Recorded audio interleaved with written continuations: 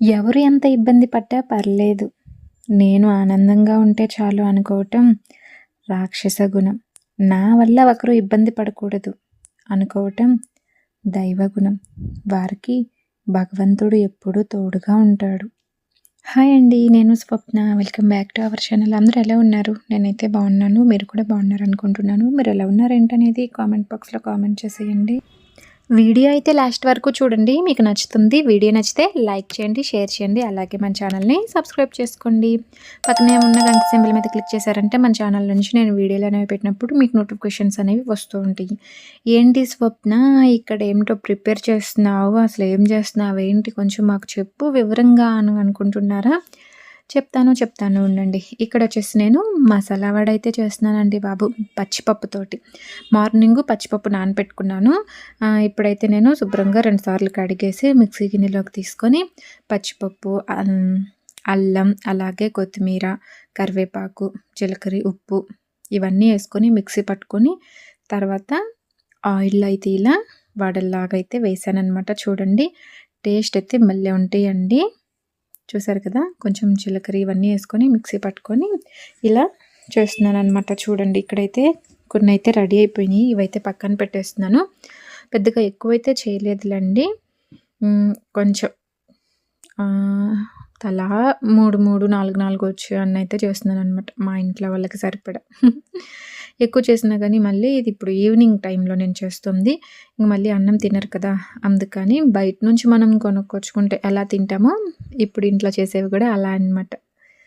ఎప్పుడైనా సరే సరిపడినట్టు చేసామంటే ఈవినింగ్ టైంలో అన్నం కూడా తింటారు. ఫుల్గా ఇవే తినేటట్టు చేసామనుకోండి, ఇక అన్నం తినరు, ఇవి తినేసి స్టాప్ చేస్తారనమాట. అందుకే నేనైతే ఇవి కొన్ని అయితే చేస్తున్నాను. మసాలా వడలు అయితే సూపర్ టేస్ట్ అండి. నేను మిక్సీ పట్టుకునేటప్పుడు అవంతా చూపించలేదులండి, వ్లాగ్ అయితే షూట్ చేయలేదన్నమాట, మిస్ అయిపోయింది. నిజానికి నేను వీడియో తీద్దామని అయితే అసలు అనుకోలేదు. తర్వాత నేను ఈ వడలు చేసేటప్పుడు తీద్దాంలే ఎందుకు, మళ్ళా వీడియో కూడా ఏం లేదు నా దగ్గర ఇంకా పోస్ట్ చేయడానికి, అందుకని వీడియో అయితే షూట్ చేశాను అనమాట. ఓకేనా, ఇక్కడ వడలు అయితే చేయటం పూర్తయిపోయింది. టేస్ట్ అయితే సూపర్ ఉన్నాయండి, నాకు మాత్రం భలే నచ్చినాయి. ఇక ఇవైతే పక్కన పెట్టేస్తున్నానండి. వీటిల్లోకి పొద్దున కొంచెం చట్నీ ఉందన్నమాట, తింటే ఆ చట్నీతో తింటారు అని అయితే అనుకుంటున్నాను. లేకపోతే ఇప్పుడు మళ్ళీ నేను ఉసిరికాయ చట్నీ చేస్తున్నాను అనమాట. దీంతో కానీ దాంతో కానీ ఏదో ఒకటి వేసుకొని తింటారులే అని అయితే అనుకున్నాను. ఇంకా అవైతే పక్కన పెట్టేసి ఫస్ట్ స్టవ్ మీద అయితే నేను ఒక బాండీ పెట్టుకున్నానండి. ఆయిల్ అయితే పక్కన పెట్టేశాను. ఈ బాండీలో కొన్ని ఎండుమిరపకాయలు అయితే వేస్తున్నానండి. ఎండుమిరపకాయలు వేసి కొంచెం నూనె వేసి చక్కగా వేయించుతున్నాను.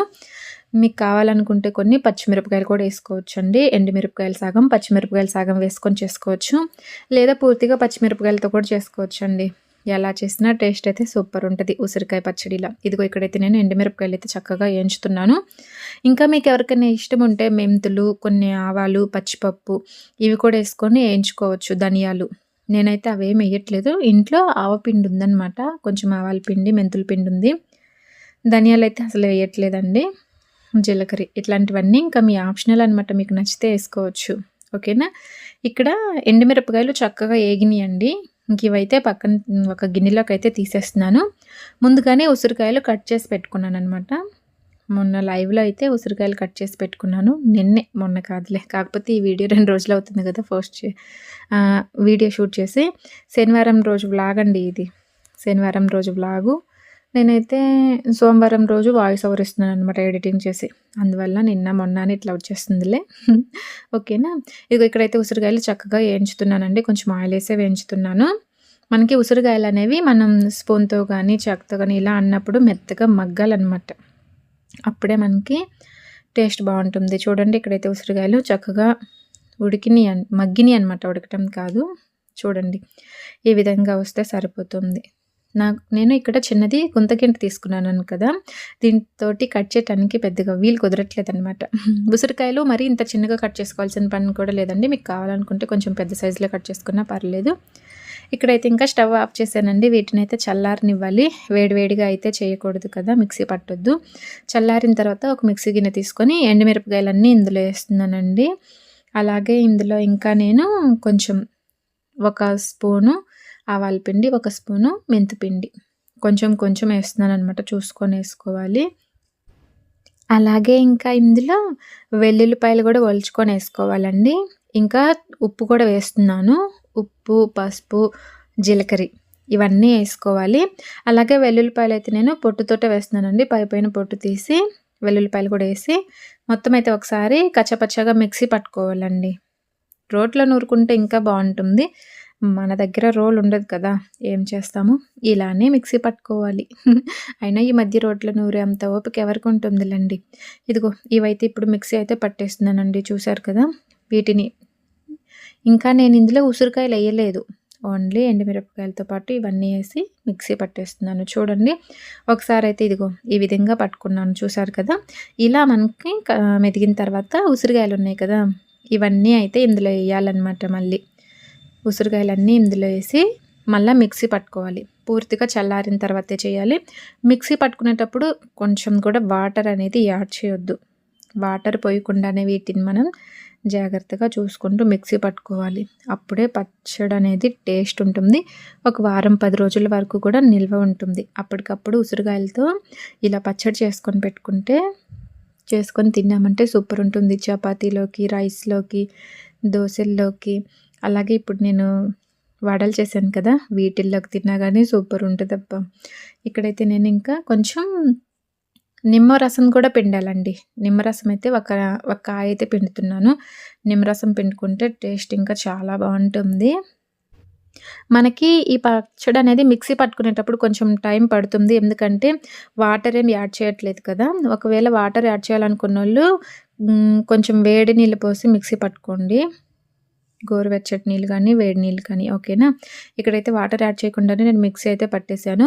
ఆపి కలుపుకుంటూ మిక్సీ పట్టుకున్నానండి. ఒకసారి మొత్తం మెదిగిన తర్వాత చూపిస్తాను.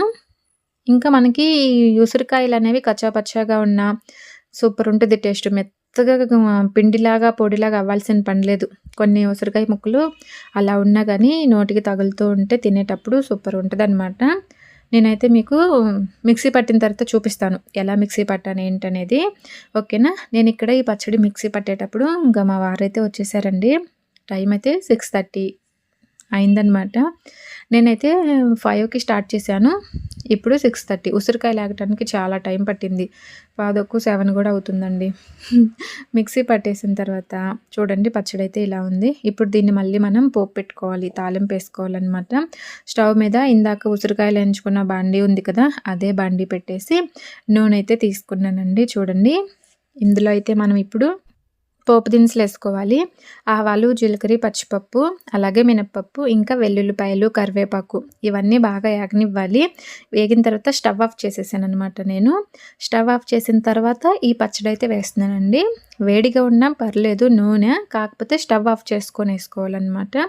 ఇదిగో స్టవ్ ఆఫ్ చేసిన తర్వాత మిక్సీ పట్టుకున్న పచ్చడి అంతా ఇందులో వేసి మొత్తం అయితే ఇలా కలిపేస్తున్నానండి.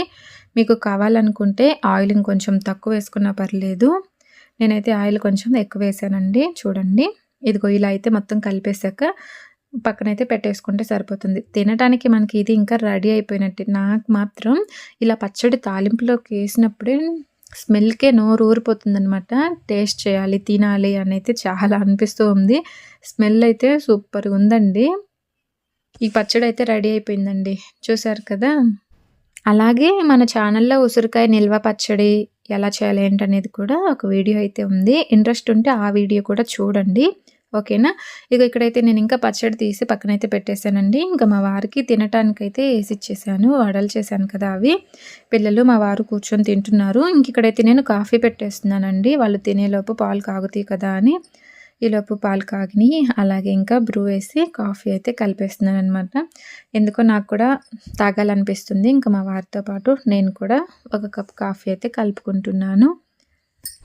తర్వాత ఇంకా వంట ప్రిపేర్ చేయాలి. కొన్ని గిన్నెలు ఉంటాయి తోముకోవాల్సినవి. ఇంకా అదంతా వ్లాగ్ అయితే షూట్ చేయట్లేదులండి.